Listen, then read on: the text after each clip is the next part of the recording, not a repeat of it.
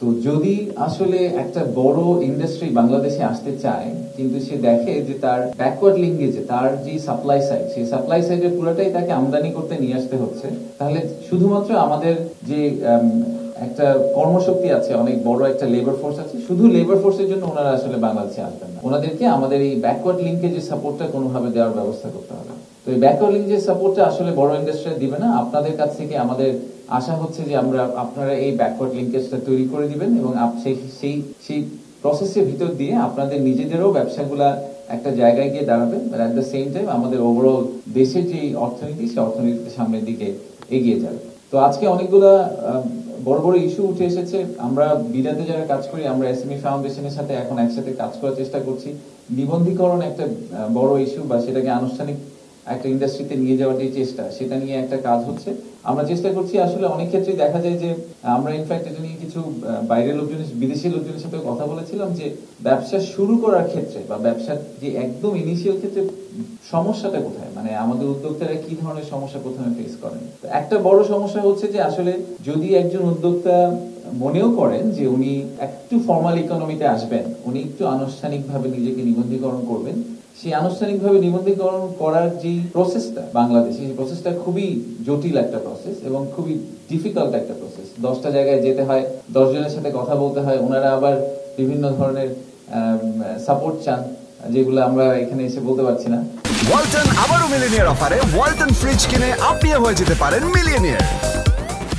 তো এই সব মিলিয়ে সমস্যাটা এরকম একটা জায়গায় চলে যায়, তখন ওই নিবন্ধীকরণের প্রসেসটা এত কঠিন হয়ে যায় যে আপনি নিজের ব্যবসা করবেন না আপনি আসলে নিবন্ধীকরণের পিছনে সময় ক্ষেপণ করবেন, সেটা নিয়েও লোকজন আর সময় পায় না।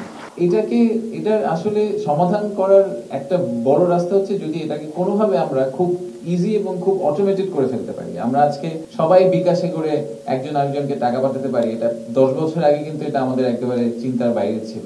এখন money transfer is very easy. তো সেটা যদি সম্ভব হয়, যে যেটাকে সবাই বলতো যে অনলাইন ব্যাংকিং না হলে হবে না, অ্যাপ ইউজ সবাই করতে জানে না, ব্যাংকিং একটা খুব জটিল ব্যাপার, সেখান থেকে সরে এসে যদি আমরা এতদূর আসতে পারি, তাহলে আমি শিওর যে আমরা যদি একটু চেষ্টা করি, তাহলে আমরা এই নিবন্ধীকরণ বলেন, আনুষ্ঠানিক সেক্টরে আপনাদেরকে নিয়ে আসা, যেটা থ্রুতে হয়তো ফাইন্যান্সিং বলি বা আমরা ক্যাপিটালের যেই শর্টেজ যে ইস্যুগুলো আসে বা ট্যাক্সেশনের ইস্যু আসে, সেগুলোতে সলিউশন দেওয়ার চেষ্টা করি, সেগুলো হয়তো অনেক ইজি হবে। তো অটোমেট করতে হবে। আসলে আমাদেরকে যেটা করতে হবে যে আপনাদের অন্য পাশে যখন যে সরকারি কর্মকর্তা বা আপনাদের যে ইন্টারলকেটরের সাথে যে কথাবার্তা বলতে হয় এবং একটা প্রসেস ভিত্তিক যেতে হয়, এটাকে যদি আমরা খুব ইজি আপনি ঘরে বসেই 2 মিনিটের মধ্যে করে ফেলতে পারেন, একটা ফর্ম ফিল আপ করে, অল্প কয়েকটা জিনিস ফিল আপ করে, তাহলে হয়তো আপনাদের জন্য জিনিসটা অনেক ইজি হতো। তো এটা নিয়ে আমরা একটা চেষ্টা করছি একটা কিছু দাঁড় করানো, যে যদি এরকম হয় যে একটা ছোট্ট অনলাইন ফর্ম, ঠিক যেরকম বিকাশ অ্যাকাউন্ট খোলার সময় আপনাকে জাস্ট এনআইডিটা স্ক্যান করে অল্প কয়েকটা ইনফরমেশন ফিল আপ করলেই হয়ে যায়, এরকম করেই যদি আসলে আপনাদেরকে আমরা আনুষ্ঠানিক সেক্টরে টু সাম ডিগ্রি নিয়ে আসতে পারি, তাহলে হয়তো আপনাদের জন্য লাইফটা অনেক ইজি হবে। সো এরকম একটা প্রজেক্ট নিয়ে আমরা কাজ করছি, দেখা যাক অন্তর্বর্তীকালীন সরকারের আমলে কতদূর আমরা সেটা নিয়ে এগিয়ে যেতে পারি। ধন্যবাদ। আমাদের যে এসএমই ফাউন্ডেশনের চেয়ারম্যান আছেন, ওনার সাথে আসলে আমার একটা হিস্ট্রি আছে। উনি আর আমি একই সাথে ব্যাংকিং ইন্ডাস্ট্রিতে কাজ করতাম। মুসিফ ভাই, উনি আমার সিনিয়র বড় ভাই ছিলেন।